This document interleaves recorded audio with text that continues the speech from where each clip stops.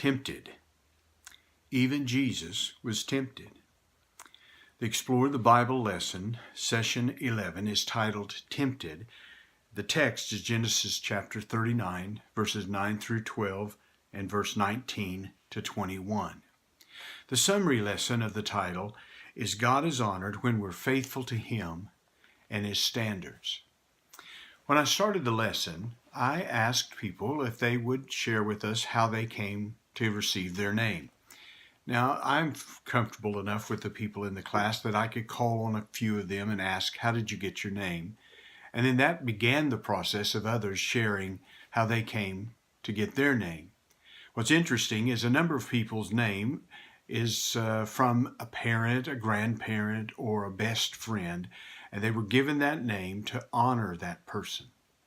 And that's always a lot of fun, and it's always interesting to hear how people came to know their names, to receive their names.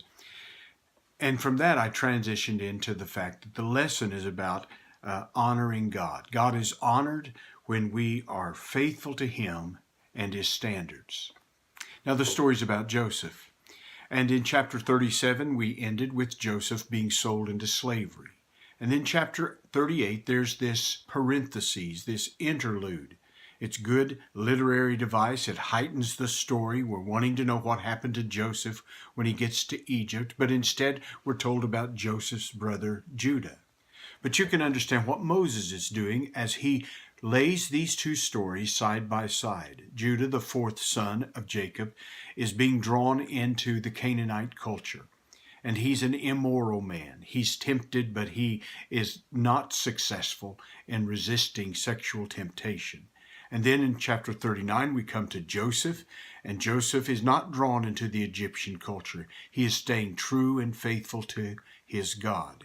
And you can see what Moses is doing with these stories. The Israelites are going to be drawn to be involved in the Canaanite culture, and oftentimes it involves some kind of sexual expression in worship. They need to follow the example of Joseph and not the example of Judah. But another reason that Judah is included in this story in chapter 38 is Judah is the one that's going to tell us about our Savior.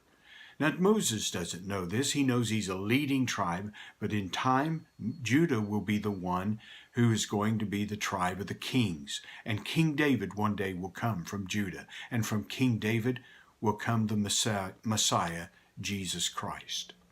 Now, the titles of the lesson are interesting: successful, tempted, and favored.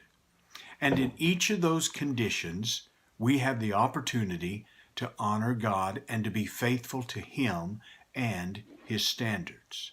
When we begin with the first one, successful, in chapter 39, beginning at verse 3, what I did was I just read the text and gave some explanation and tried to answer any questions that they might have. When his master saw that the Lord was with him, and that the Lord made everything he did successful, that is, it had prosperity to it, there was gain, there was profitability to it, Joseph found favor, he found goodwill, he found approval and support with his master and became his personal attendant. So he started out low, but before long he became the trusted advisor to Potiphar. Potiphar also put him in charge of his household and placed all that he owned under his authority. So not only did he become a person of authority, but he was a person of trustworthiness.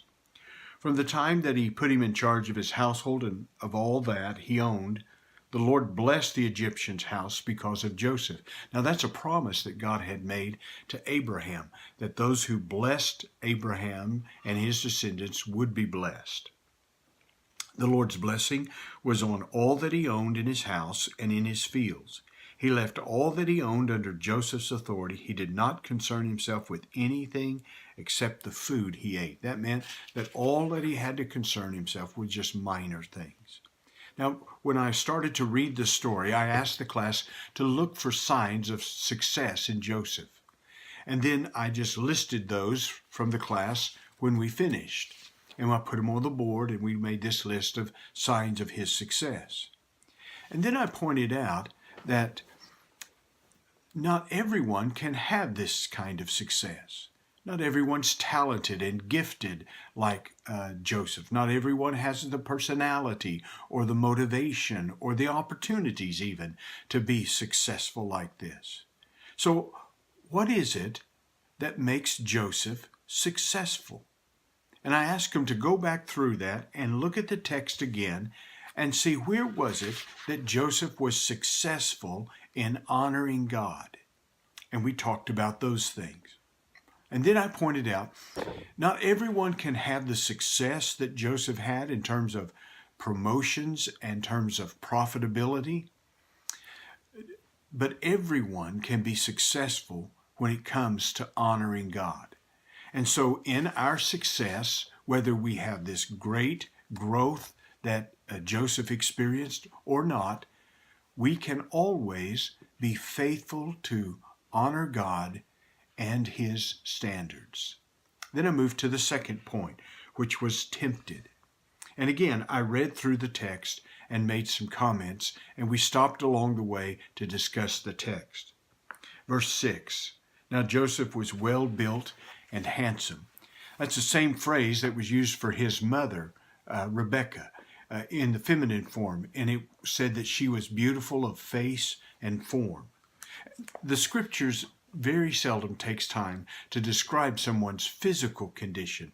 If it does, it's always because it enters into the story. It's important to know that Goliath was 9 foot 9 inches. That enters into the story. And this is going to enter into the story. Verse 7, after some time, his master's wife looked longingly at Joseph and said, sleep with me. That wasn't a request. In the original language, that is a command. It's an imperative. She is the master. He is the slave. She demands him to do this. Verse 8, but he refused. It's 2 words in Hebrew. I mean, it is a definite statement. Joseph doesn't hesitate. He doesn't mull it over. He doesn't give himself an option.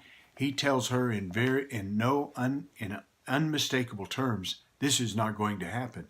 This phrase, look, he said to his master's wife, it's like, you've got to be kidding me.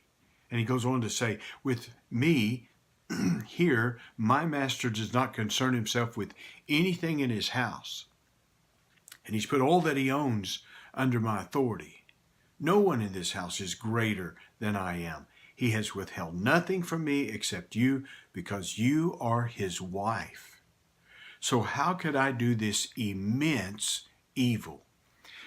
Joseph spoke the truth about this sin.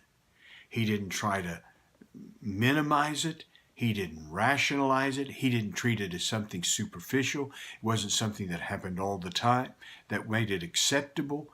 He called it what it was. It was an enormous sin. And goes on to say, and how could I sin against God? Although she spoke to Joseph day after day, he refused to go to bed with her.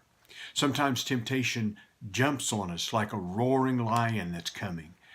But then other times temptation is just a consistent, persistent, in your face. It may be something that's on television that's always coming before you in terms of a program or an advertisement, or maybe it's those pop-up advertisements on electronic devices, or it's someone at work that's constantly needling you, but it's day after day. Sometimes it comes at us with strong force as though it's attacking us, it's trying to get us to submit, and other times it just stays consistent. Verse 11, now one day he went into the house to do his work, and none of the household servants were there. She grabbed him by his garment and said, sleep with me. But leaving his garment in her hand, he escaped and ran outside. That word escape is used to describe retreat in battle in Genesis chapter 14, verse 10. In Numbers 35, verses 6 through 11, it's used to describe an attempt to escape death. The usage of it here suggests intensity of action. Joseph didn't hesitate. He took immediate steps to remove himself from the clutches of this woman. The word grabbed is used in legal context to describe someone who was raped. And so you need to picture that there was a real struggle that happened that caused Joseph to leave behind this garment. And your commentary makes this comment that it may have not been a coat of some sort or some kind of a jacket. It may have been a kilt. But Joseph always seems to be getting in trouble with his clothing. Now, I just simply ask them, after we've talked about the verses, I simply ask them, what is it that Miss Potiphar really wants? I mean, the obvious answer is she wants to have a sexual relationship with Joseph. But what's causing her to want that? She is the master's wife. She's got everything except for Joseph. What is it that she thinks that's going to satisfy her in having him as well? And what I'm driving at is Miss Potiphar thinks that if she has Joseph, she'll be happy. And that seems to be the driving force of so much of what appeals to us in these temptations. A man steals money for whatever the reasons are, but he thinks that having that money is going to make him happy. A person pursues all these degrees and a high education, and he thinks that that's going to make him happy. We want all of these kinds of things in our lives, these material goods. And we think that having this car or this home or these kinds of furnishings are going to make us happy. At the root of temptation is this hunger in our heart to be happy. Now, what is it that kept Joseph from falling? And we can talk about the particulars that are found here. He makes a definite decision not to sin. He knew ahead of time that when this woman did this, he knew exactly what he was going to do. He never took advantage of his privilege. He always recognized the trustworthy position. He knew his identity, the place that he had. I've said sometimes that if a person claims to be a Christian, but they're not going to live a Christian life, please don't tell people that you're a Christian, because it makes it more difficult for those of us who are Christians who are trying to live the Christian life. This is our identity. It's fundamental to everything that we are. We live like Christ. He persevered against temptation. He spoke the truth about sin. He removed himself from the temptation. There's just a number of things. You can find lots of help about that matter when it comes to dealing with temptation. He can be successful. He can honor God in success. He can honor God when tempted. He can honor God by being favored. In verse 19, it says, when his master heard the story, his wife told him, "These are the things your slave did to me." And he, Potiphar, was furious. We're not told if he's furious at Joseph, he's furious at his wife, or the whole situation, but he was angry. And he had him thrown into prison where the king's prisoners were confined. There would be more protection for Joseph there.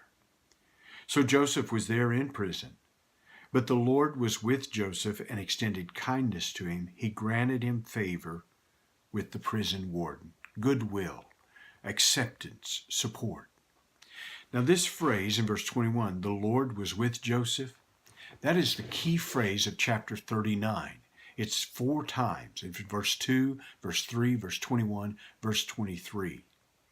And that phrase is what hangs over the whole text of chapter 39 to interpret it. You see, when we think of blessings, we so often equate it with the good life. We very seldom refer to the unexpected or the unwanted as a blessing in our life. When the angel came to Mary, he called her favored before God, favored with God. But what was before Mary? It was a reputation of being a young woman who was immoral. It was to have a son who died a criminal's death. And yet we know she was favored of God. And though Joseph doesn't know what's going on, we know what's going on because we've seen the rest of the story. And what does it mean the Lord was with Joseph? It means more than the fact that he was near Joseph. It's describing the kind of God that was with Joseph.